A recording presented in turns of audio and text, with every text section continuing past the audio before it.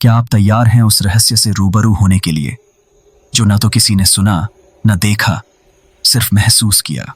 यह कहानी एक ऐसी आत्मा की है जो अपनी बहन की हत्या के बाद बदला लेने की चाह में सैकड़ों सालों से दर्द और यातना सह रही है। वह कौन थी और उसकी कहानी क्यों पूरी नहीं हो सकी? क्या था वह रहस्य जो छिपा था गढ़ी के तहखाने में? क्या सच में अमावस्या का दिल भरा था बदले की आग से, या कोई और सच्चाई थी जिसे अब तक कोई नहीं जान सका? क्या आप भी उस अनकहे रहस्य का हिस्सा बनेंगे? रहस्य, बदला और एक न खत्म होने वाली आत्मा का पीछा। क्या आप तैयार हैं? अमावस्या, एक डरावनी कहानी।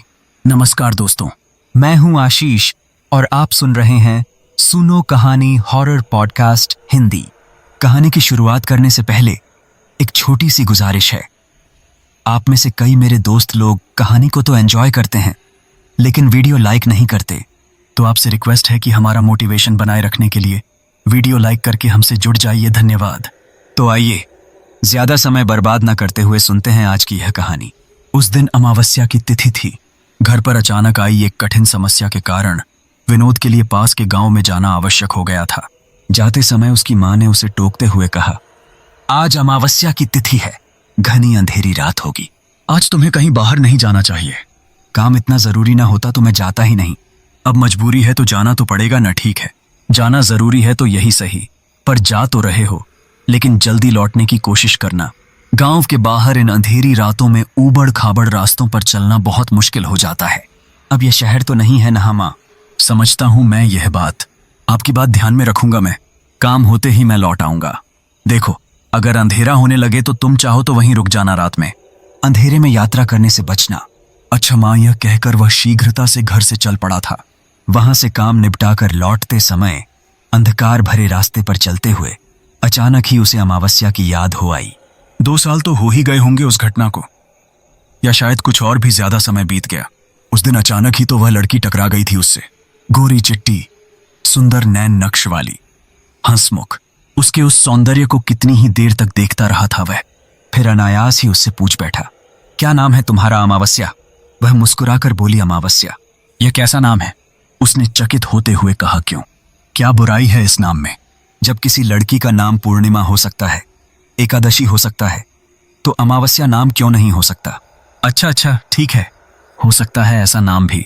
आखिर तुम्हारा नाम तो है ना अमावस्या। लेकिन ऐसा नाम कभी सुनने में नहीं आया, इसलिए कुछ अटपटा सा लग रहा है। अरे बाबूजी, अब नाम में भी क्या अटपटा लगना? मैं अमावस्या के दिन पैदा हुई थी ना, इसीलिए मेरे बाबा ने मेरा नाम अमावस्या रख दिया। और मेरी बहन एकादशी के दिन पैदा हुई थी तो उसका नाम एकादशी रख दिया गया। अच्छा, विनोद ने सहमति से सिर हिलाते हुए कहा। तो वह मुस्कुराती हुई चली गई थी। आज अचानक ही मां के अमावस्या कहने पर विनोद को उस लड़की की याद हो आई। कितनी सुंदर और प्यारी सूरत थी उसकी। उसका नाम तो पूनम होना चाहिए था। कहाँ खिली चांदनी जैसी वह, और कहाँ अंधेरी काली अमावस्या की रातें। अरे ये क्या सोचने लगा वह भी? घड़ी भर की उस मुलाकात या बस टकरा जाने की घटना में इतने दिनों बाद भी याद करने जैसा तो कुछ भी नहीं है। उसने अपने सिर को हल्का सा झटका दिया और आगे बढ़ गया। अंधेरा हर क्षण घना होता जा रहा था। उस अंधकार में वृक्षों के लंबे लंबे साए जैसे किसी की उपस्थिति का आभास कर रहे थे। उसे लग रहा था कि उस अकेले सूने रास्ते पर भी जैसे अकेला नहीं था वह। हवा के झोंकों के साथ लहराते पेड़ों के साए, ऐसा लगता था जैसे अनजाने अंधेरे के दानवों ने घेर लिया था उसे। विनोद ने सिहर कर सिर उठाया। उसका गांव अभी भी वहां से कम 2 मील की दूरी पर था। सामने ही वह विशाल पीपल का वृक्ष था जिसकी बड़ी बड़ी शाखाएं चारों ओर किसी दानव की लंबी लंबी भुजाओं के समान फैली हुई थीं, और ऐसा प्रतीत हो रहा था जैसे वे सारे संसार को अपनी बाहों में समेट लेना चाहती थीं। तेज चलती हवा के साथ पेड़ के सरसराते हुए पत्ते हर हर की आवाज कर रहे थे। हवा में ठंडक थी और चारों ओर फैला गहरा अंधकार मन में कोई अज्ञात सा भय उत्पन्न कर रहा था। विनोद ने दोनों हाथों को छाती पर बांधकर अपनी हथेलियों को अपनी बगलों में दबा लिया, जिससे शीत से कुछ राहत मिल सके। रात आधी से अधिक बीत रही थी, शायद 1 बज रहा होगा। इतनी रात में घर से कहीं दूर आने जाने की तो कभी उसे जरूरत ही नहीं पड़ी थी। पिछले वर्ष पिताजी के निधन के बाद घर की सारी जिम्मेदारी उसके कंधों पर आ पड़ी थी। घर में दुखियारी मां थी और एक छोटा भाई प्रमोद। एक चांद सी प्यारी बहन गुड़िया भी थी जो अभी कुल 3 वर्ष की थी। पिता अपने पीछे परिवार की जिम्मेदारी के साथ 1.5 एकड़ खेत का रकबा और एक जोड़ा पछाह जाति के स्वस्थ तगड़े बैल छोड़ गए थे। खेत वे इन्हीं बैलों के सहारे जोतते थे। वही खेत उनकी जीविका का आधार थे और वे बैल उसके सबल सहायक। उसका गांव शहर से पर्याप्त दूरी पर स्थित था और अभी वहां तक शहर के नवीन उपकरणों की सुविधाएं नहीं पहुंच पाई थीं। गांव में केवल बड़े ठाकुर के पास एक ट्रैक्टर था, लेकिन वह उनकी निजी संपत्ति थी। 30-35 परिवारों के उस गांव में अधिकतर खेतीहर किसान और मजदूर ही रहते थे। जिनके पास थोड़े बहुत खेत थे वे उसी की उपज से अपनी जीविका चलाया करते थे। जिनके पास जमीन नहीं थी वे सब ठाकुर के खेतों में काम करते थे और जो कुछ भी मजदूरी के नाम पर उन्हें मिल जाता था उसी में संतुष्ट रहना उनकी मजबूरी थी। 2 दिन पहले अचानक ही खेत में चलता हुआ विनोद का एक बैल लड़खड़ाकर बैठ गया और ऐसा बैठा कि फिर दोबारा उठ ही नहीं पाया। एक बैल के नाकारा हो जाने पर दूसरे अकेले बैल से खेती कैसे हो पाती। मां के कहने पर वह 3 गांव पार अपने पट्टीदार चाचा के पास गया था उनका बैल उधार मांगने। 1 सप्ताह के लिए भी उसे उनका एक बैल मिल जाता तो वह अपने खेतों को संभाल लेता, परंतु उन्होंने साफ साफ कहकर मना कर दिया। उन्होंने कहा कि वह चाहे तो 1 महीने बाद वे एक बैल उसे कुछ दिनों के लिए उधार दे सकते हैं। उधर से निराश होकर विनोद उसी शाम लौट पड़ा। उससे अब वहां एक रात भी न रुका गया। जो संबंधी दुख में साथ न दे उससे संबंध निभाने का क्या अर्थ। बहुत तेज चलने और रास्ते में कहीं भी न रुकने पर भी अभी उसका गांव वहां से 2 मील से कम दूर न था। रात भी गहरा गई थी और खाली पेट भी भूख से कुलबुलाने लगा था। उसे तो बस एक ही धुन थी, किसी तरह घर पहुंच जाए। मां नन्हे बच्चों के साथ अकेली बैठी उसकी राह निहारती होगी। विनोद ने अपना सिर झटककर जैसे सारे विचारों से स्वयं को मुक्त कर लिया। वह तेज चाल से आगे बढ़ना चाहता था, किंतु थकान से उसका अंग अंग टूट रहा था। बस यही जी चाह रहा था कि वहीं कहीं पड़कर सो रहे।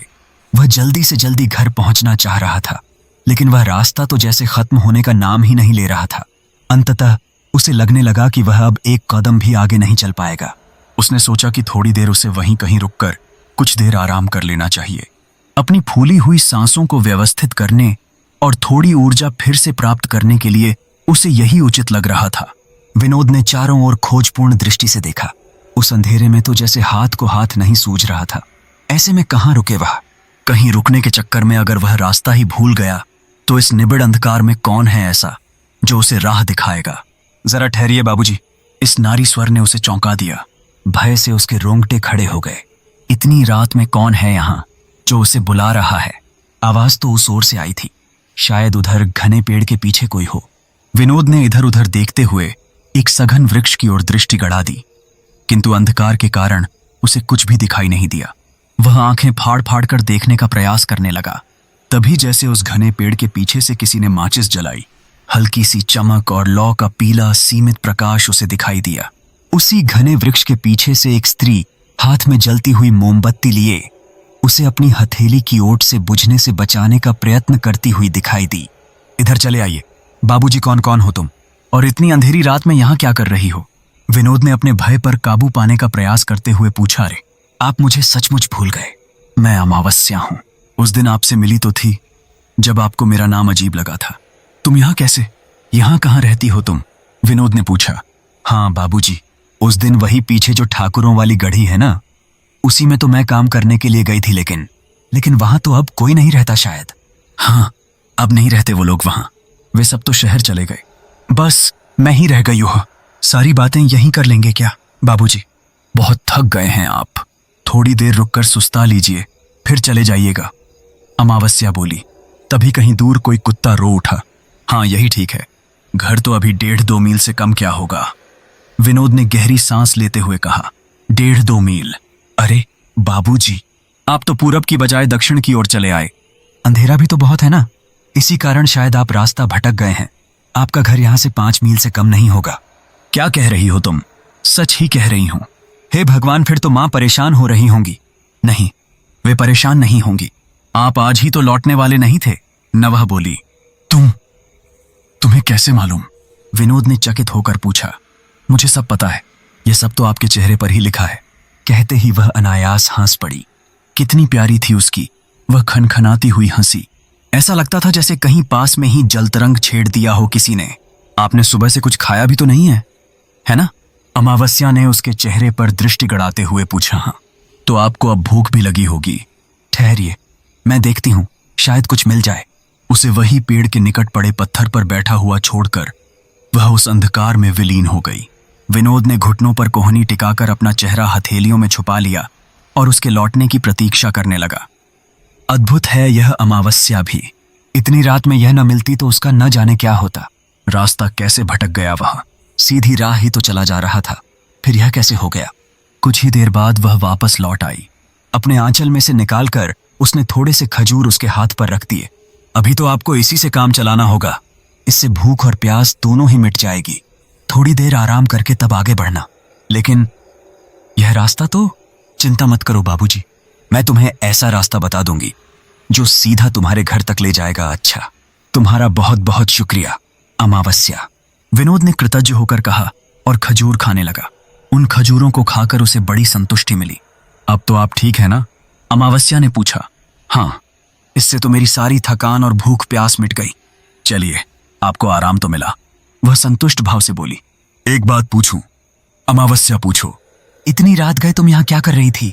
इस अंधेरे में डर नहीं लगता तुम्हें? अमावस्या को अंधेरे का क्या डर। वह मुस्कुराई। फिर भी देखो, तुम्हें कोई परेशानी हो तो तुम मुझे बता सकती हो। अच्छा, याद रखूंगी तुम्हारी यह बात। तुम भी याद रखना, अमावस्या बोली। और फिर वह मुख नीचा करके कुछ सोचने लगी, जैसे वह समझ ही नहीं पा रही हो कि अपनी बात कहे या ना कहे। क्या सोचने लगी?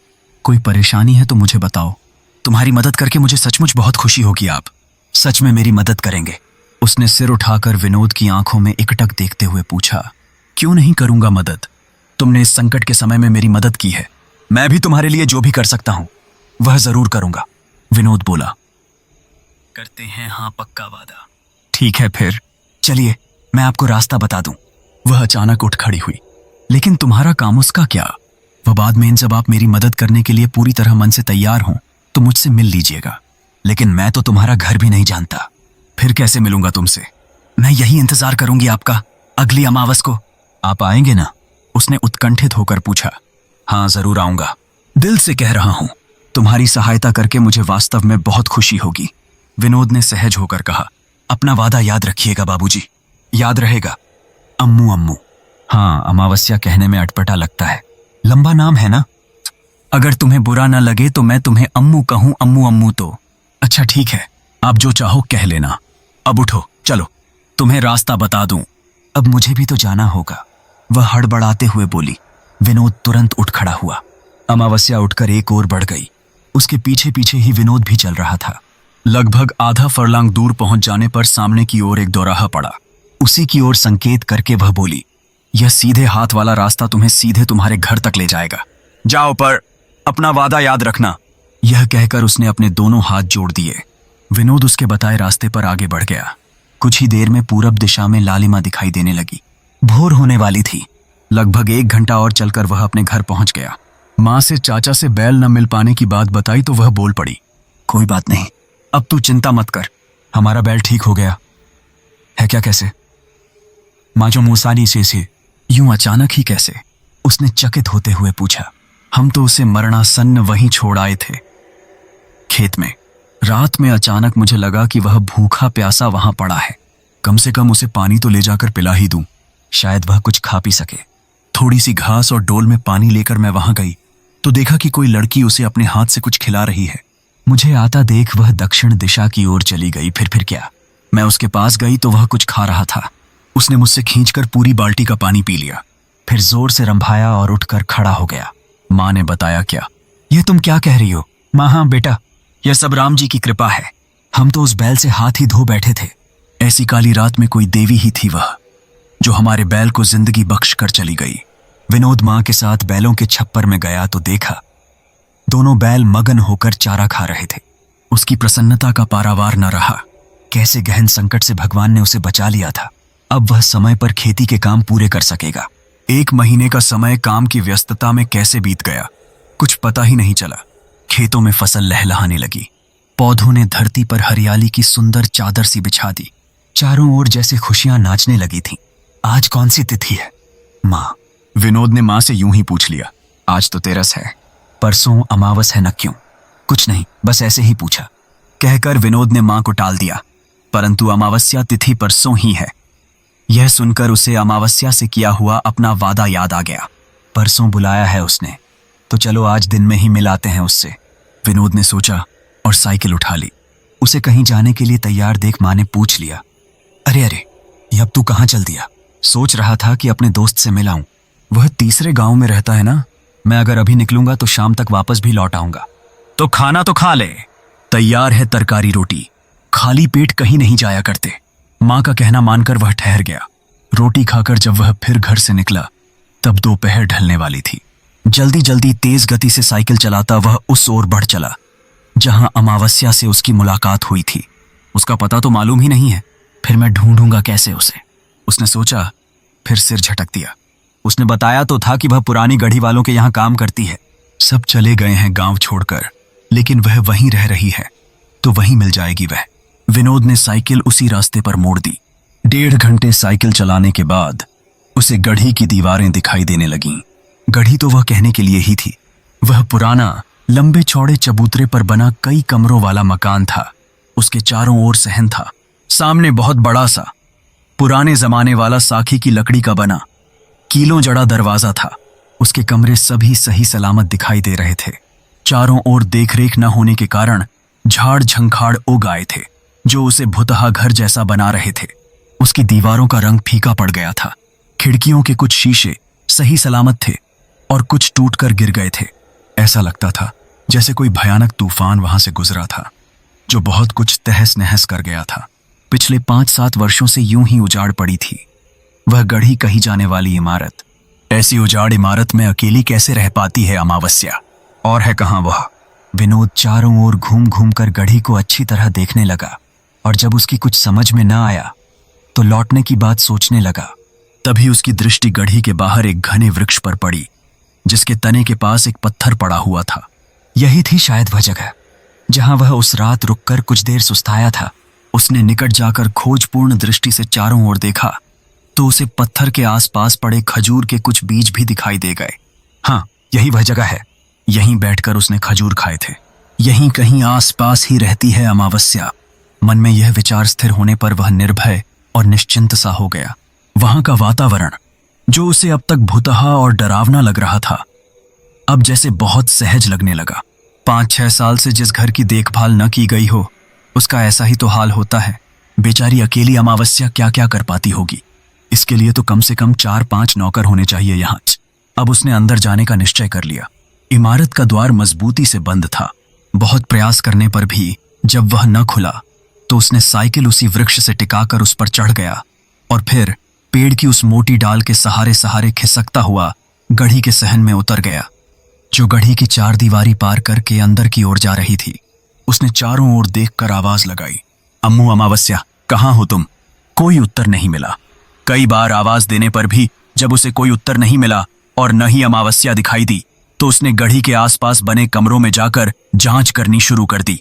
उसे यह देखकर बहुत आश्चर्य हुआ कि कमरों के दरवाजे कुंडी लगाकर ही बंद किए गए थे। कई कमरों में देखने के बाद भी उसे कहीं किसी के रहने का कोई चिन्ह नहीं मिला। तब अचानक ही उसे याद आया कि उसने गढ़ी की बाहर से परिक्रमा करते समय उसके पीछे की ओर 2-3 छोटे छोटे कमरे बने हुए देखे थे। शायद वे कमरे नौकरों के लिए बने थे। अगर अमावस्या यहाँ रहती होगी भी तो उन्हीं में से किसी कमरे में रहती होगी। वह अभी शायद कहीं गई होगी। चलकर देखना चाहिए। विनोद गढ़ी के पीछे बने कमरों तक पहुंच गया। वे संख्या में 3 थे। हर कमरे में एक खिड़की, एक दरवाजा था और सभी बाहर से बंद थे, कुंडी लगाए हुए। थोड़ा तलाश करने पर उसे एक कमरे में कुछ जनाना कपड़े और एक 7-8 वर्ष की बालिका के वस्त्र मिल गए। कमरा बहुत गंदा था, जैसे वर्षों से उसकी सफाई न की गई हो। ये कपड़े तो शायद अमावस्या और उसकी छोटी बहन एकादशी के ही होंगे। और कमरों में तो कुछ भी नहीं मिला। लेकिन ये दोनों आखिर गईं कहां? और यह कमरा इतना गंदा क्यों है? क्या वे यहां नहीं रहती? विनोद का दिमाग चकरा गया। जब उसे कुछ भी समझ में न आया तो उसने घर वापस लौटने का निश्चय कर लिया। अब अंधेरा बस हुआ ही चाहता था। ऐसे में उसके यहाँ और रुकने का कोई औचित्य नहीं था। विनोद ने जिस तरह वह अंदर आया था उसी प्रकार गढ़ी की बाहरी दीवार पार की, पेड़ से उतरकर साइकिल उठा ली और अपने घर की ओर वापस चल पड़ा। उसने दूसरे दिन फिर वहां आने का निश्चय कर लिया था। अमावस्या ने उसे अमावस्या को ही बुलाया था। उसी दिन वह उसकी प्रतीक्षा करेगी। शायद इस सन्नाटे से घबराकर वह अपनी बहन के साथ कहीं और रहने लगी है। उसे ऐसा ही करना भी चाहिए। उस तरह के साएं साएं करते डरावने वातावरण में कोई अकेली स्त्री और नन्ही सी बालिका कैसे रह सकती है भला? अपने ही विचारों में डूबा हुआ, अमावस्या और एकादशी के विषय में सोचता हुआ वह वापस घर लौट आया। उसे गंभीर और गुमसुम सा देखकर मां ने पूछा, क्यों रे? मिलाया दोस्त से नहीं मां, आज वह शहर गया हुआ था, लेकिन कल वह घर में ही रहेगा, तो अब कल ही जाऊंगा, विनोद ने उत्तर दिया और अपने कमरे की ओर चला गया। अमावस्या के दिन शाम होने से थोड़ा पहले ही विनोद साइकिल लेकर अमावस्या से मिलने के लिए चल दिया। अंधेरा होते होते वह उस निर्धारित स्थान तक पहुंच गया जहां पिछली बार वह अमावस्या से मिला था। अब वह वहीं पत्थर पर बैठकर उसकी प्रतीक्षा करने लगा। पता नहीं अमावस्या कहां से आएगी और कब तक आएगी। बहरहाल उसने वादा किया है तो उसे पूरा तो करना ही होगा। अब इंतजार करने के सिवा और कोई चारा ही क्या है। दुनिया में यदि सबसे बोरियत भरा कोई काम है तो वह है किसी का इंतजार करना। बैठे बैठे विनोद ऊबने लगा। उस समय कोई काम नहीं था तो विचार भी बेलगाम होकर इधर उधर भटकने लगे। और फिर वहां का माहौल ही क्या, रगों में खून जमा देने के लिए पर्याप्त नहीं था। एक बार भय की भावना सिर उठा ले तो फिर वह बढ़ती ही चली जाती है। अब उसे उस स्थान का भयंकर सन्नाटा और पेड़ों की हिलती डालियां भयभीत करने लगीं। कहीं कोई पत्ता भी खड़कता या कोई पक्षी भी पंख फड़फड़ा देता तो उसका तन बदन सिहर उठता। इस सब से मुक्ति पाने के लिए उसने वृक्ष के तने से सिर टिकाकर आंखें बंद कर लीं। बलपूर्वक वह अपने मन को घर की ओर मोड़ ले गया। सोचने लगा, क्या कर रही होगी मां? भाई बहन को खिला पिलाकर सुला दिया होगा और स्वयं आग की बोरसी के पास बैठी होगी।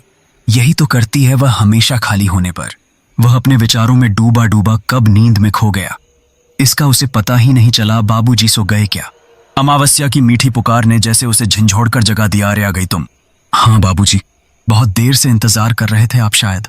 हाँ, रास्ता अंधेरा होने पर भटकने का भय था, इसीलिए जरा जल्दी आ गया। विनोद ने जैसे सफाई दी। परसों भी तो आए थे।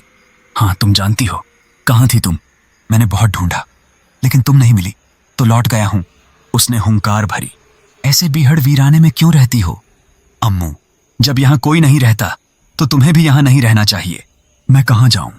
कहीं भी जाओ, लेकिन यह जगह तुम्हारे रहने के लिए ठीक नहीं है। चाहो तो तुम मेरे साथ चलो। घर में माँ है, भाई बहन है, तुम भी रह लेना। जो भी रूखा सूखा मिलेगा मिल बांट कर हम सब खा लेंगे। मैं अमीर नहीं हूं अम्मू, लेकिन दिल बहुत बड़ा है तुम्हारा। बाबूजी, मैं जानती हूं, तभी तो तुमसे मदद लेना चाहती हूं। अमावस्या बोली। हाँ, बताओ तो, क्या मदद चाहिए तुम्हें? मेरी बात धीरज से सुनो और देखो, बीच में कोई सवाल मत करना। बस मैं जो कहूं उसे मानते जाना। लेकिन तुम्हारे सारे सवालों के जवाब तुम्हें मिल जाएंगे बाबूजी। विश्वास रखो मुझ पर। तुम पर विश्वास है तभी तो आया हूं। बताओ क्या करना होगा मुझे बाबूजी? आप इस घड़ी के बारे में क्या कुछ जानते हो? अमावस्या ने गंभीर स्वर में उससे प्रश्न किया। बहुत अधिक नहीं जानता मैं इसके विषय में। मुझे तो बस यही पता है कि यह किसी ठाकुर का घर है जिसे लोग गढ़ी कहते हैं। पता नहीं क्यों ऐसा कहते हैं लोग। मुझे तो इसमें गढ़ी या किले जैसा कुछ नहीं दिखा। अच्छी खासी बड़ी इमारत है, शायद बहुत लोग रहते होंगे यहाँ। विनोद ने कुछ सोचते हुए उसे जवाब दिया। और यह भी लोग बताते हैं कि न जाने क्यों अचानक ही इसमें रहने वाले लोग कहीं चले गए। तब से उन्होंने इसके रख रखाव का भी कोई ध्यान नहीं रखा। तभी तो यह ऐसी उजाड़ हो रही है। सुना है कि ऐसी सुनसान जगहों पर भूत प्रेत अपना आवास बना लेते हैं, इसीलिए शायद उन लोगों ने तुम्हें यहाँ रख छोड़ा है पहरेदारी करने के लिए। जैसे तुम्हारी जान बहुत सस्ती है, ये बड़े लोग भी ना गरीबों और नौकर चाकर को तो इंसान ही नहीं समझते। अमावस्या ने कुछ उत्तर नहीं दिया। तब विनोद ने ही पूछा, तुम तो जानती ही होगी कि इसके मालिक कहाँ और क्यों चले गए। उनसे कहो कि इस तरह किसी घर को लावारिस की तरह छोड़ना ठीक नहीं होता। तुम भूत प्रेत में विश्वास करते हो, मेरे विश्वास करने या न करने से क्या होता है? ऐसे तो यह गढ़ी खंडहर ही हो जाएगी। वैसे ही लोग कानाफूसी करते हैं और इसे अभिशप्त और भूतही कहने लगे हैं। विनोद बोला, मैं बताती हूं तुम्हें। 6 साल पहले इस गढ़ी के मालिक ठाकुर सुरेंद्र सिंह अपनी पत्नी सुरेखा और बेटे प्रदीप के साथ इसे छोड़कर यहां से चले गए। वे सभी लोग अब लंदन में रहते हैं और तुम अकेली यहां इन जर्जर दीवारों की हिफाजत कर रही हो। ऐसा ही समझ लो। बस मेरी कुछ ऐसी मजबूरी है जिसके कारण मैं यहां से कहीं जा नहीं सकती हूं। लेकिन यहां ठाकुर का एक बार आना बहुत जरूरी है। मैं चाहती हूं कि तुम किसी भी तरह ठाकुर को एक बार इस गढ़ी में बुला दो। वह बोली, लेकिन कैसे करूंगा मैं यह? वह मुझे नहीं जानते और मैं उन्हें नहीं जानता, तो वे मेरे कहने से यहां कैसे आएंगे? वो भी इस घर में जिसे वे अपनी इच्छा से छोड़ गए हैं। इस घर को छोड़ते समय वे दिल्ली गए थे। वहां उनका मित्र महिपाल रहता है। चांदनी चौक में उसका रियल एस्टेट का ऑफिस है। तुम उससे मिलो, उससे संपर्क करके उसे बताओ कि इस गढ़ी को तुम अच्छे दामों पर बिकवा सकते हो। ठाकुर बहुत स्वार्थी और लालची आदमी है। गढ़ी बेचने की बात सुनकर वह यहां जरूर आएगा। अगर तुम महिपाल को समझा सको तो वह उसे यहां जरूर बुला सकता है, और अगर वह फिर भी ना आए तो आएगा, आना ही होगा उसको। अगर महिपाल उसे न बुला सके तो तुम स्वयं उससे बात करना और कहना कि इस गढ़ी में तुम्हें मोहरों से भरा घड़ा मिला है जिसे तुम उसे सौंपना चाहते हो, क्योंकि तुम पराया धन नहीं लेना चाहते। यदि वह उसे लेने के लिए यहां नहीं आया तो तुम उसे सरकार को सौंप दोगे। यह सुनकर वह जरूर आएगा। अमावस्या ने कुछ सोचते हुए कहा, और अगर मगर छोड़ो बाबूजी, आप इतने पढ़े लिखे हो, इतने बुद्धिमान हो, और मेरा यह छोटा सा काम भी नहीं कर सकते। कुछ अपनी बुद्धि भी तो लगाओ, कोई और बहाना सोचो, लेकिन मेरा यह काम जरूर कर दो। उनका यहां आना बहुत जरूरी ना होता तो मैं तुमसे क्यों कहती? और सुनो, मैं तुमसे यह सब मुफ्त में करने को नहीं कह रही हूं। मैं तुमसे इसके बदले में कुछ नहीं चाहता अम्मू। मैं तो बस तुम्हारी सहायता करना चाहता हूं। तुम जो कह रही हो वह कुछ भी मेरी समझ में नहीं आ रहा है। क्यों तुम उसे यहां बुलाना चाहती हो, ये तुम बताओगी नहीं? फिर भी मैं कोशिश करूंगा कि तुम्हारा यह काम हो जाए, विनोद ने कहा। कोशिश नहीं, तुम्हें यह काम तो करना ही होगा, याद रखना। कहते कहते अमावस्या का कंठ स्वर किसी घायल सिंहनी के समान खूंखार हो गया। उसकी आंखें क्रोध से सुलगने लगीं और चेहरा भयानक हो उठा। तारों की मध्यम रोशनी में भी उसका वह रूप देखकर विनोद कांप उठा। अगले ही पल वह जैसे होश में आ गई। 2-3 गहरी सांसें लेकर उसने अपना आंचल मुख पर डाल लिया। माफ करना बाबूजी, मैं आपे में नहीं थी। विनती है तुमसे, मेरा यह काम जरूर कर दो। लेकिन देखो, अगर महिपाल ने उसे गढ़ी बेचने के लिए तैयार कर लिया तो उसे गढ़ी दिखाने के लिए तो यहां आना ही होगा ना। तुम हट कर लेना कि गढ़ी तो तुम मालिक के साथ ही देखना चाहते हो। मैं महाशय, मेरे पास इतने पैसे कहाँ हैं जो मैं उससे गढ़ी खरीदने की बात करूंगा। तुम्हें गढ़ी खरीदना नहीं है, बस बात करनी है इसे खरीदने की। चिंता मत करो, मैं सब ठीक कर दूंगी। यह कहकर अचानक ही अमावस्या उठ खड़ी हुई। तुम जा रही हो? विनोद ने चौंक कर पूछा। हाँ, जाना ही होगा। तुम अच्छी तरह सोचकर योजना बनाकर काम करना। जितनी जल्दी तुम मेरा यह काम कर दोगे उतनी ही जल्दी मुझे इस जिम्मेदारी से छुटकारा मिल जाएगा। जिम्मेदारी? कैसी जिम्मेदारी? किसकी जिम्मेदारी? तुम कुछ साफ साफ बताओ तो मैं समझूं भी। तुम्हें कुछ भी समझने की जरूरत नहीं है अभी। अब चलती हूं मैं, कहकर वह उठ खड़ी हुई और कुछ दूर चलकर अंधकार में विलीन हो गई। यह अंधेरा भी, विनोद बड़बड़ाया और फिर से पेड़ के तने से अपना सिर टिका लिया। कुछ ही क्षणों में नींद ने उसे पुनः अपने आगोश में ले लिया और वह गहरी नींद में डूब गया। जब विनोद की नींद टूटी तब सुबह हो चुकी थी। वृक्षों पर चिड़ियां कलरव कर रही थीं। चारों ओर जैसे सूर्य देवता ने सोना बिखेर रखा था। सुबह के उस निर्मल प्रकाश में वह गढ़ी विचित्र रहस्यमयी सी दिख रही थी। विनोद ने अपने सिर को झटक कर सारे विचारों को जैसे परे धकेल दिया और अंगड़ाई लेकर उठ खड़ा हुआ। साइकिल पर सवार होकर वह घर की ओर चल पड़ा। रास्ते भर अमावस्या का वह आग्रह ही उसके मन मस्तिष्क में घूमता रहा। जो व्यक्ति कभी पास के छोटे शहर से आगे न गया हो, उसके लिए दिल्ली जाकर महिपाल नामक व्यक्ति को ढूंढना और फिर लंदन में रहने वाले ठाकुर को उस गांव में बुलाना जिसे वह किसी अज्ञात कारण से वर्षों पहले छोड़ चुका था, आसान काम नहीं था। फिर भी यह तो उसे करना ही पड़ेगा। अमावस्या से उसने जो वादा किया है उसे निभाए बिना अब गति भी तो नहीं है। 1 सप्ताह में विनोद ने अपने घर की व्यवस्था कर ली जिससे उसकी अनुपस्थिति में किसी को कोई परेशानी न हो। 1 महीने के लिए पर्याप्त सामग्री की व्यवस्था करके उसने मां से अपने दिल्ली जाने की बात बताई। दिल्ली क्यों? उस अनजान शहर में क्या काम है तेरा? कुछ तू जानता भी है उसके बारे में? अपने देश की राजधानी है वह। अनजान जगह, अनजान लोग। मां ने व्याकुल होकर पूछा। बहुत जरूरी ना होता तो मैं वहां क्यों जाता? मां, तुम चिंता ना करो, मैंने घर में महीने भर की जरूरत का सारा सामान रख दिया है। तुम्हें बच्चों के साथ कोई परेशानी नहीं होगी। मैं भी जल्दी ही लौट आऊंगा। कब तक लौटेगा यह तो नहीं बता सकता, लेकिन कोशिश करूंगा कि वहां का काम जल्दी से जल्दी निपट जाए। तुम मेरी चिंता मत करना। वहां मेरा एक मित्र है, उसी के पास जा रहा हूं। वहां मुझे उसके रहते कोई परेशानी नहीं होगी।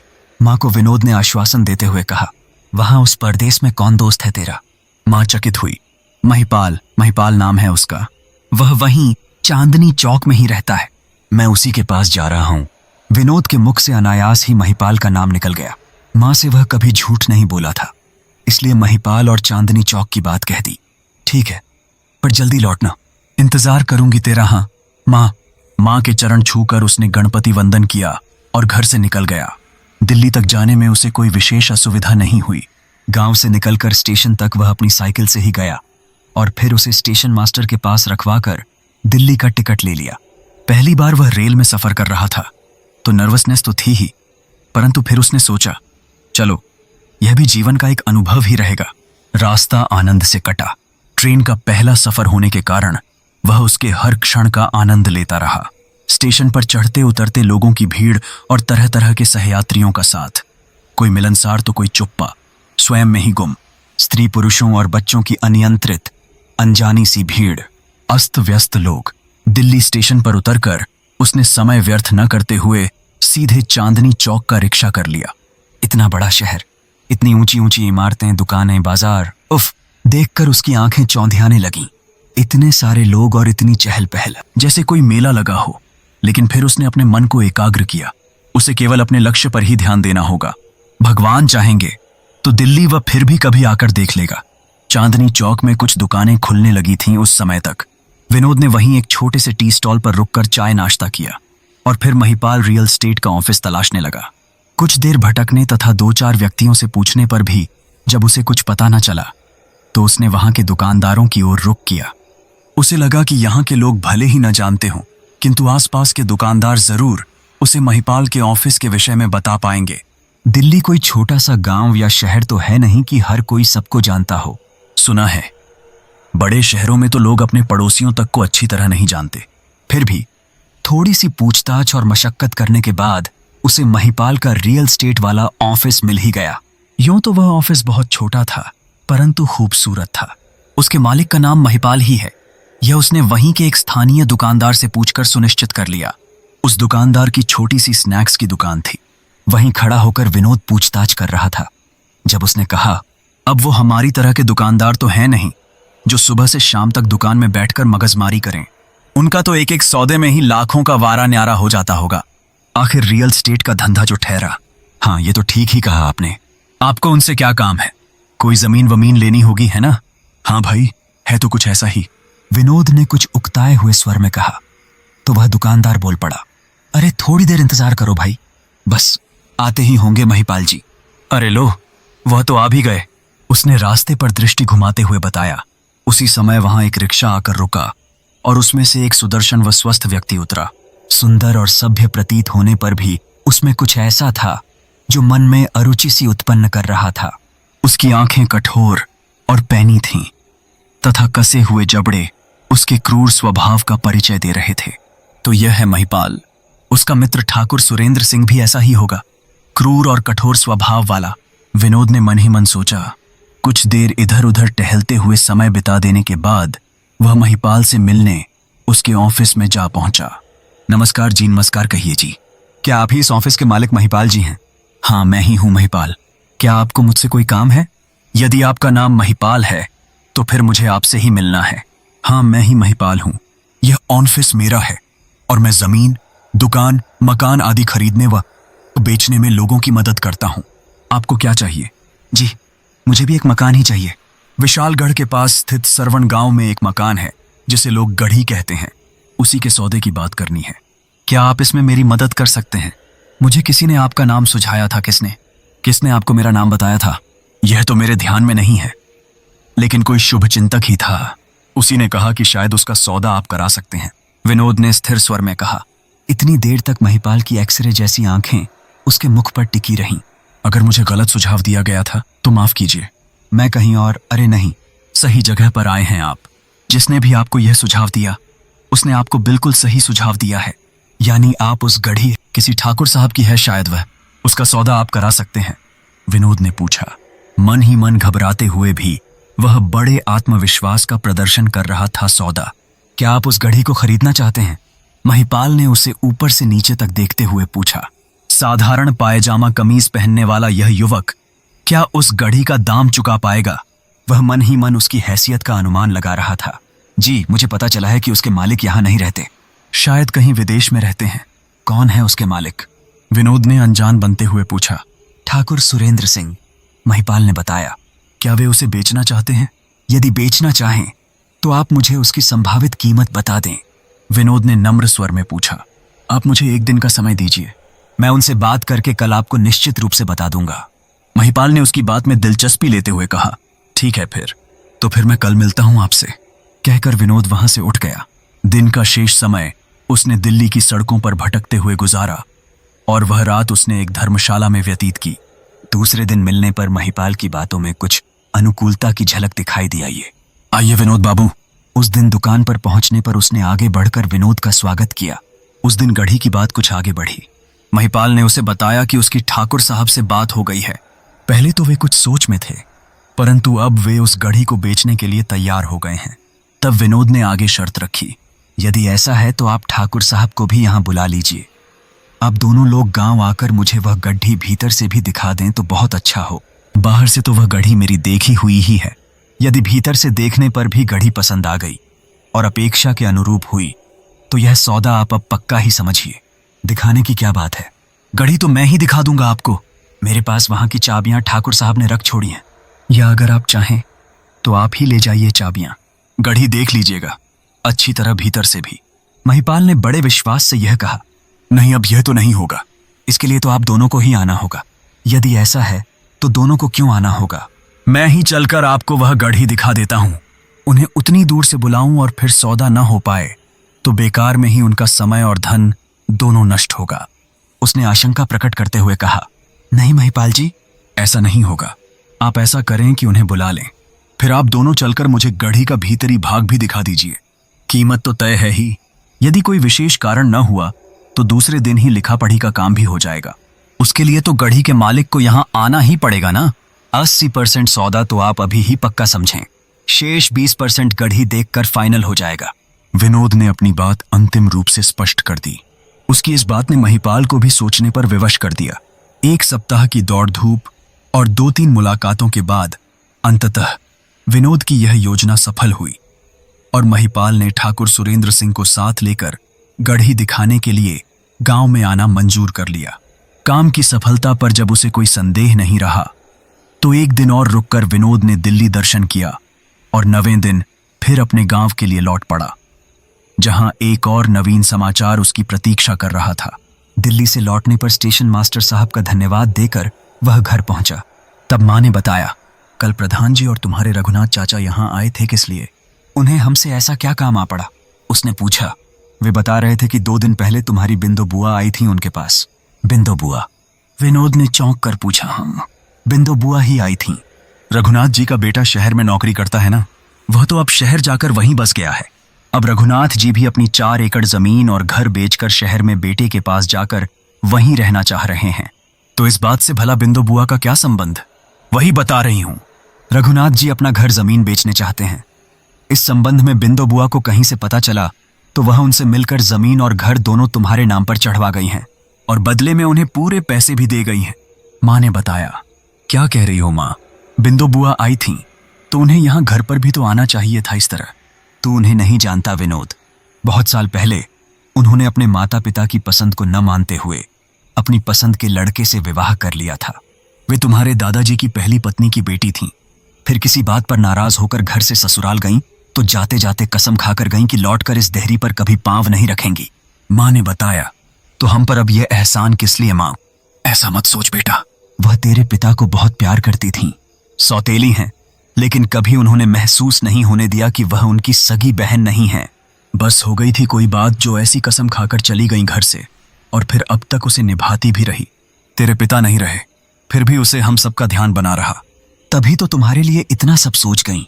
क्या वे यहां आकर रहेंगी? कभी नहीं ना। यह सब तुम्हारे लिए ही, लेकिन मान जाओ बेटा, बहस मत करो। अभी तुम रघुनाथ चाचा से मिलकर आओ। बड़े लोगों से मिलने वाले आशीर्वाद का सम्मान किया जाता है। मां के बहुत समझाने पर विनोद रघुनाथ चाचा के घर चला गया। रघुनाथ उस गांव के सम्मानित और संपन्न किसान थे। उनका एकमात्र पुत्र नौकरी के सिलसिले में मुंबई गया तो फिर वह वहीं का होकर रह गया। वहीं उसने घर ले लिया और दूध का धंधा जमा लिया। पत्नी बच्चों को भी उसने अपने साथ रख लिया था। उसके बहुत आग्रह करने पर भी रघुनाथ और उनकी पत्नी गांव छोड़कर उसके साथ जाने के लिए तैयार नहीं हुए। और अब जब उनके लिए बुढ़ापे के कारण खेती बाड़ी करना संभव नहीं रहा तो अपना सब कुछ बेचकर उन्होंने वहीं जाने का इरादा कर लिया। विनोद को उन्होंने घर और जमीन के कागज दिखाए और उससे दूसरे ही दिन शहर जाकर लिखा पढ़ी पक्की कर लेने के लिए कहा, जिससे बाद में उसे किसी प्रकार की परेशानी न हो। ठीक है चाचा, विनोद ने उनसे कागज पत्र लेकर स्नेह तथा आदरपूर्वक कहा। आप बड़ों की इच्छा मानकर मैं यह सब स्वीकार कर रहा हूं चाचा जी, लेकिन एक बात का आप हमेशा ध्यान रखना, यह घर अभी भी तुम्हारा ही है। जब भी तुम्हें कोई जरूरत महसूस हो या यहां आकर रहने की इच्छा हो तो बेहिचक चले आना। यह कभी मत सोचना कि अब यहां तुम्हारा कोई नहीं है। यह समझ लो चाचा कि तुम्हारा एक बेटा विनोद यहां भी है जिस पर तुम्हारा पूरा अधिकार है। विनोद के ऐसा कहने पर रघुनाथ की आंखें छलक पड़ी। विनोद को सीने से लगाकर फक फक कर रो पड़े वे। अपना घर गांव छोड़कर कौन जाना चाहता है बेटा? तुमने इतना कहा, मेरा मन इसी से सुखी हो गया, संतोष हो गया मुझे। अब मैं जब चाहूंगा आ जाऊंगा तुम्हारे अपने दूसरे बेटे के पास। रघुनाथ ने अपनी आंखें अंगोछे के छोर से पूछते हुए कहा। आ जाना चाचा जी, कोई चिंता न करना, जब तक जियोगे हम सेवा करेंगे तुम्हारी। विनोद ने रघुनाथ चाचा और चाची को आश्वासन देकर घर लौटा तो उसका हृदय बहुत प्रसन्न था। उनकी जमीन और घर मिल जाने पर अब उनका जीवन बहुत खुशहाल हो जाने वाला था। उसने मन ही मन में निश्चय किया कि अमावस्या का गढ़ी वाला काम निपट जाए तो वह खुद बिंदु बुआ को धन्यवाद देने के लिए उनके घर अवश्य जाएगा और वह यह भी प्रयत्न करेगा कि यह टूटती हुई रिश्ते की डोर फिर से मजबूती से जुड़ जाए। कुछ दिनों बाद ही उसे ठाकुर सुरेंद्र सिंह तथा महिपाल के आने का संदेश मिल गया। हरकारे ने आकर बताया, परसों शाम की ट्रेन से वे लोग आ रहे हैं, उस समय आप भी गढ़ी पर पहुंच जाना। संदेश पाकर वह दूसरे ही दिन गढ़ी की ओर निकल गया अमावस्या को सूचना देने पर, लेकिन वह पूर्व की भांति उसे फिर नहीं मिली। घंटे भर इंतजार करके जब वह लौटने लगा तो न जाने किस भावना के वशीभूत होकर गढ़ी की ओर मुख करके चिल्लाकर बोला, अम्मू सुन रही हो मेरी बात? कहाँ हो तुम? सुनो, मैंने तुम्हारा काम कर दिया है। कल आ रहे हैं वे दोनों, सुन रही हो ना? अचानक से वहां तेज हवाएं चलने लगीं, पेड़ों की पत्तियां सरसराने लगीं, वृक्षों की शाखाएं ऐसे झूमने लगीं जैसे उससे सहमति प्रकट कर रही हों। फिर कुछ पलों के बाद वातावरण पहले की भांति शांत हो गया। उसने कुछ देर और अमावस्या प्रतीक्षा की और फिर निराश होकर अपने घर लौट गया। अगले दिन निर्धारित समय पर विनोद गढ़ी के मुख्य द्वार पर पहुंचकर उसी पत्थर पर बैठकर ठाकुर सुरेंद्र सिंह और महिपाल की प्रतीक्षा करने लगा। तब सूरज पश्चिम की ओर झुकने लगा था जब उसे दूर से आती एक काले रंग की कार दिखाई दी। वह उठकर खड़ा हो गया। कुछ देर बाद कार उसके पास आकर रुक गई और उसमें से महिपाल एक कद्दावर व्यक्ति के साथ नीचे उतरा। वही शायद ठाकुर सुरेंद्र सिंह था जो इस गड्ढी का मालिक था। उसने ध्यान से विनोद को ऊपर से नीचे तक ऐसे देखा जैसे उसकी औकात जांच रहा हो। क्या आपको ही गढ़ी लेनी है जी? मैं विनोद। विनोद ने हाथ जोड़कर उन्हें नमस्ते की। यही इस गढ़ी के मालिक सुरेंद्र सिंह जी हैं। महिपाल ने उन दोनों का आपस में परिचय कराया। ओह अच्छा। ठाकुर सुरेंद्र सिंह का संकेत पाकर महिपाल ने जेब से एक भारी चाबियों का गुच्छा निकाला और उसमें से एक चाबी छांटकर मुख्य द्वार के ताले में लगाकर उसे खोल दिया। जोर की चरमराहट के साथ दरवाजा खुल गया। बहुत दिनों से इसे दरवाजा खोला नहीं गया है, इसीलिए यह इतनी आवाज कर रहा है।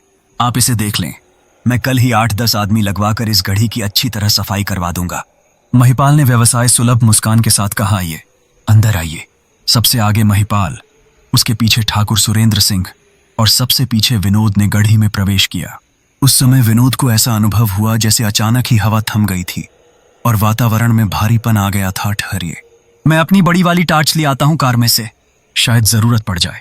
शाम हो रही है अब तो, महिपाल बोला और उन दोनों को वहीं छोड़कर टार्च लेने के लिए कार तक चला गया। ठाकुर साहब अपने गर्वीले अंदाज में उसे गढ़ी के एक एक कमरे को खोल खोल कर दिखाने लगे। कुछ देर बाद महिपाल भी टार्च लेकर आ गया। आप कहें तो मैं क्षमादान रोशन कर दूं? महिपाल ने पूछा। नहीं, अभी बस इसे देखकर लौटना ही तो है। अभी थोड़ी सी रोशनी बाकी है और तुम टार्च भी तो ले आए हो अपने साथ, ठाकुर सुरेंद्र सिंह ने कहा। वे एक एक कमरा खोलकर उसे दिखाते रहे और विनोद दिलचस्पी दिखाता हुआ उन्हें देखने का अभिनय करता रहा। लगभग 1 घंटे में ही वह पूरी गढ़ी देख ली गई और तब वे पीछे की ओर बनी कोठरियों के पास पहुंच गए। ये छोटे छोटे से कमरे कैसे बने हुए हैं? क्या ये गढ़ी से अलग हैं?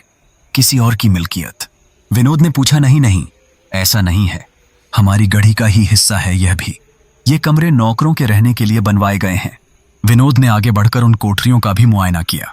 अमावस्या की कोठरी को खोलते ही जैसे कोई उसके कान में फुसफुसाया, तहखाना तहखाना देखो। विनोद ने चौंक कर चारों ओर देखा, लेकिन उसे वहां कोई बोलता हुआ दिखाई नहीं दिया। महिपाल और ठाकुर उससे कुछ दूरी पर खड़े होकर आपस में कुछ बातें कर रहे थे। तो फिर यह किसने कहा? तहखाना देखने का निर्देश देने वाली वह आवाज तो जैसे अमावस्या की ही थी, या फिर किसी दूसरी नारी का स्वर था वह तहखाना। तहखाना तो गढ़ी में कहीं दिखाई ही नहीं दिया। फिर तहखाने की बात कैसे करे? क्या यहाँ कोई तहखाना भी है तो उसे दिखाया क्यों नहीं गया? विनोद सोच में पड़ गया। उसे बड़ी देर तक इधर उधर देखते पाकर महिपाल बोला, अब आ जाइए विनोद बाबू, यह गढ़ी का आखिरी छोर है, यहीं तक है इस गढ़ी की सीमा। मैं कुछ और ही सोच रहा था महिपाल जी। वह धीमे कदमों से उनकी तरफ लौटता हुआ बोला। क्या सोच रहे थे आप? ठाकुर ने उसके निकट पहुंचने पर पूछा। देखिए, मेरा एक्सपोर्ट इंपोर्ट का बिजनेस है, तो मुझे अपना सामान स्टोर करने के लिए गोदाम भी चाहिए होगा। मुझे लगा था कि यह पुरानी गढ़ी है और पुरानी इमारतों में तहखाने तो अवश्य ही होते हैं। मैंने सोचा था कि यहाँ भी तहखाना जरूर होगा जो मेरे गोदाम बनाने के काम आ जाएगा, लेकिन यहाँ आपकी इस गढ़ी में कोई तहखाना तो है ही नहीं। बिना तहखाने के यह गढ़ी मेरे लिए बेकार है।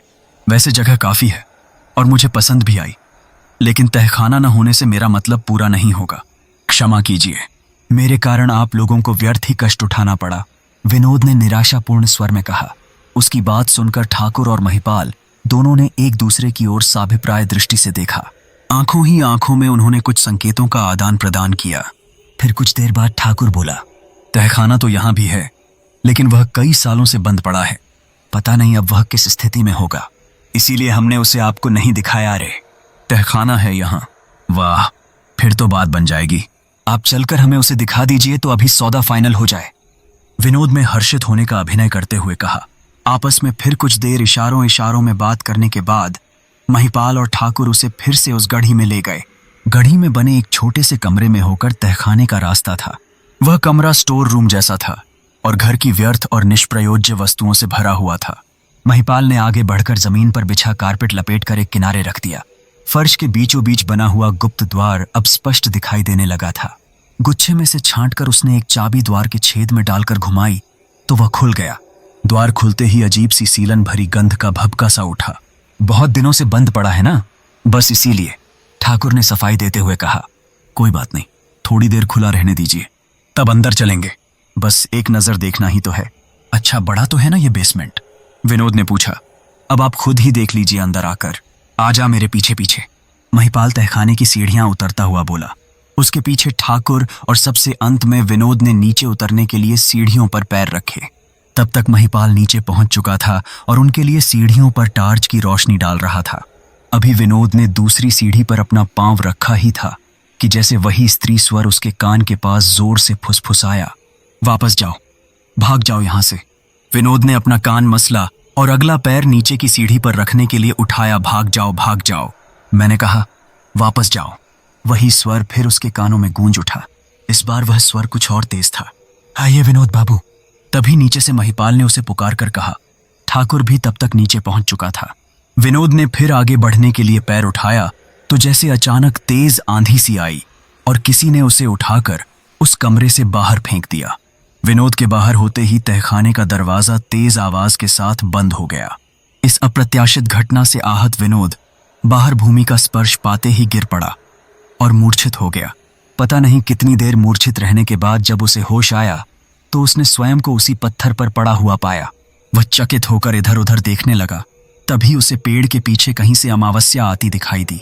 उसने अपने हाथ में एक मिट्टी का बर्तन ले रखा था। आ गया तुम्हें होश? मैं तो तुम्हें बेहोश देखकर डर ही गई थी। बहुत मासूम दिल है तुम्हारा, बहुत नाजुक, बहुत कमजोर। लो, थोड़ा सा पानी पी लो तो तुम्हें अच्छा महसूस होगा। उसने अपने हाथ में लिया हुआ मिट्टी का पात्र बढ़ाकर विनोद के मुख से लगा दिया। ओह, कितना मीठा था वह पानी, जैसे उसमें हल्की सी शक्कर घोल दी गई हो। कुछ ही देर में विनोद स्वयं में नवीन ऊर्जा और स्फूर्ति का अनुभव करने लगा। अब तुम ठीक हो ना? अमावस्या ने मुस्कुराकर पूछा। हाँ, मैंने तुमसे किया हुआ अपना वादा पूरा कर दिया है, कैसे भी करके सही, पर मैं आखिरकार उन दोनों को यहां ले ही आया। विनोद ने स्नेह भरी दृष्टि से उसे देखते हुए कहा, हाँ, तुम्हारे उसी एहसान का धन्यवाद देने के लिए तो रुकी हुई हूं मैं, अन्यथा अब मेरा यहां कोई काम नहीं। अमावस्या ने सिर झुकाकर उत्तर दिया। उस समय उसके चेहरे पर असीम संतोष झलक रहा था, परंतु तुमने तो कहा था कि सब कुछ स्पष्ट हो जाएगा। मुझे तो अब भी कुछ समझ नहीं आया। तुम्हारी यहां रहने की मजबूरी, उन दोनों महिपाल और ठाकुर को यहां बुलाने की ऐसी जिद, क्या था वह सब और क्यों? विनोद ने उलझन भरे स्वर में पूछा। वही सब तुम्हें बताने के लिए तो आई हूं विनोद बाबू। धीरज से मेरी बात सुनो। उस दिन जब मैं तुम्हें पहली बार मिली थी, तब मैं इसी गढ़ी में काम करने के लिए आ रही थी। सुदूर दक्षिण में है मेरा गांव रौनकपुर, जहां तुम्हारी बिंदो बुआ की ससुराल है। समझ रहे हो ना?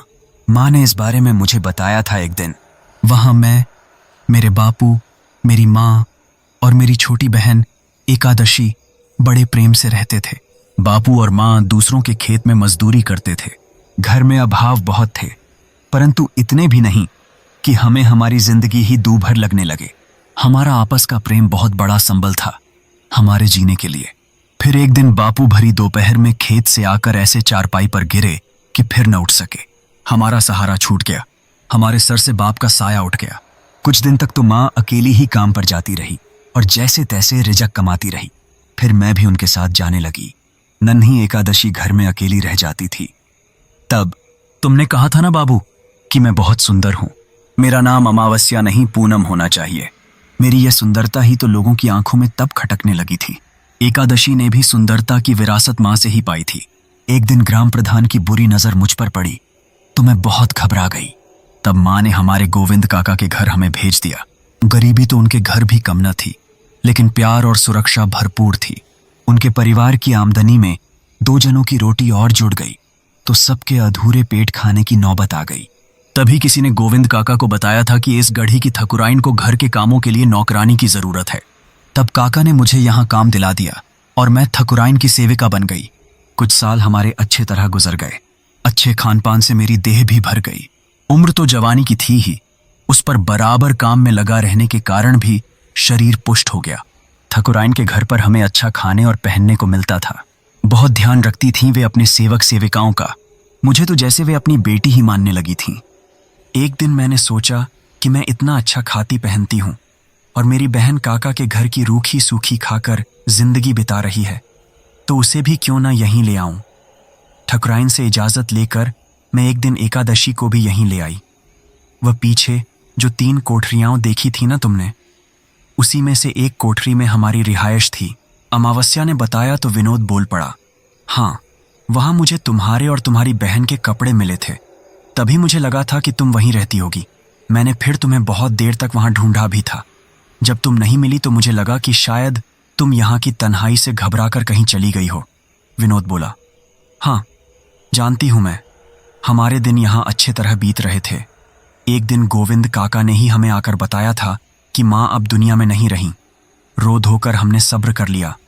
अब गांव जाकर भी हम क्या करते, लेकिन सुख के दिनों की उम्र बहुत कम होती है विनोद बाबू।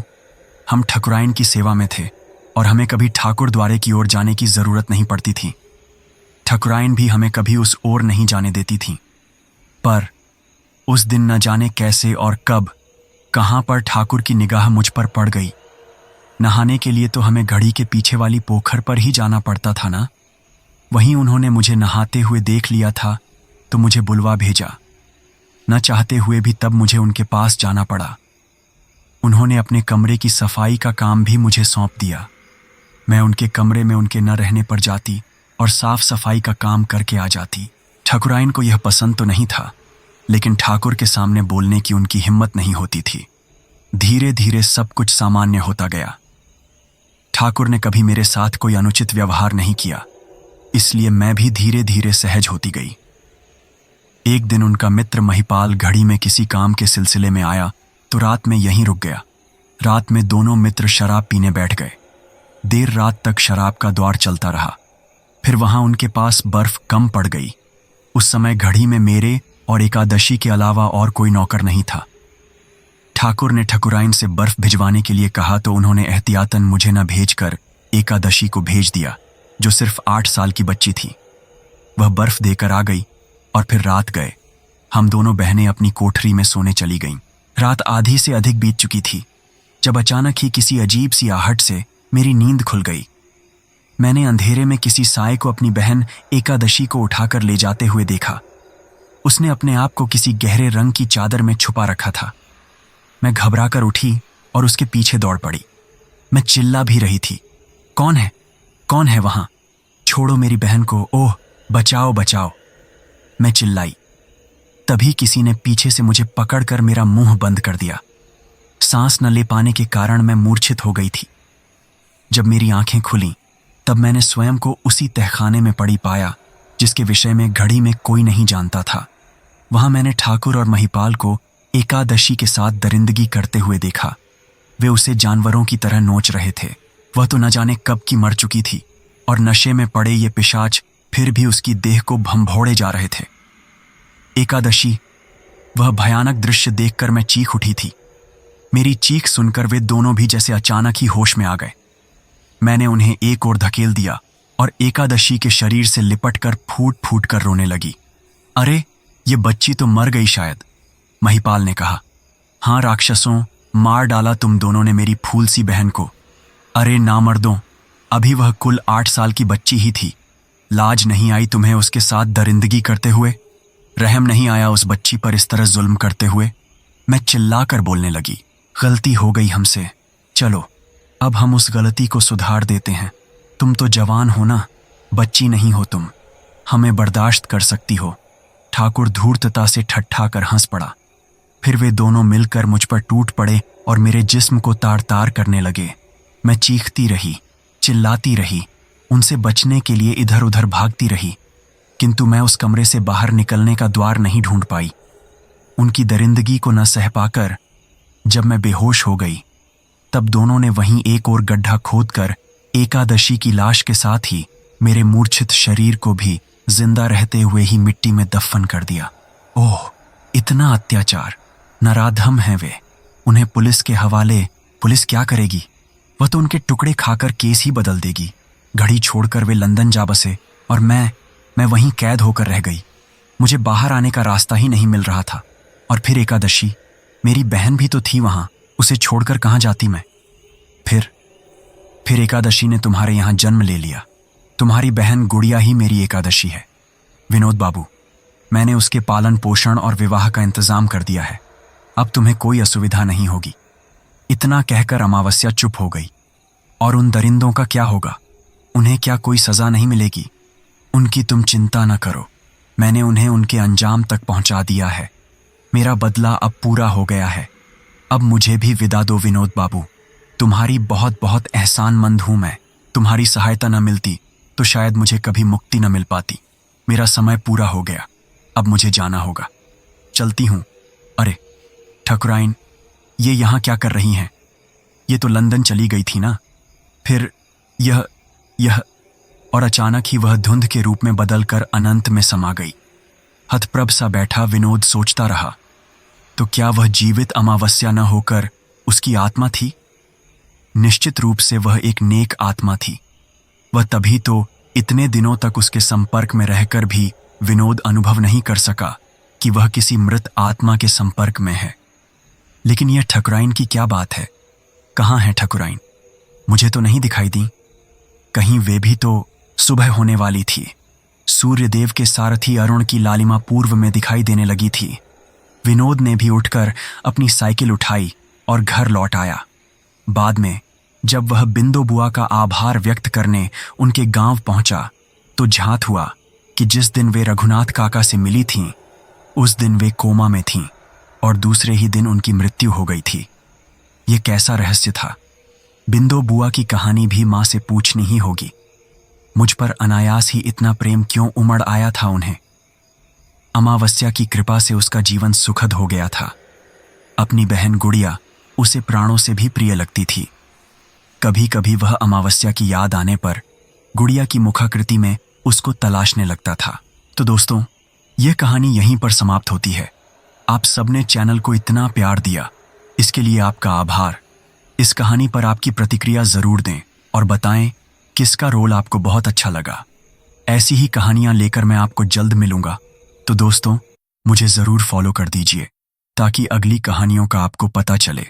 आप सबका दिल से धन्यवाद। जल्द मिलूंगा नई कहानी के साथ।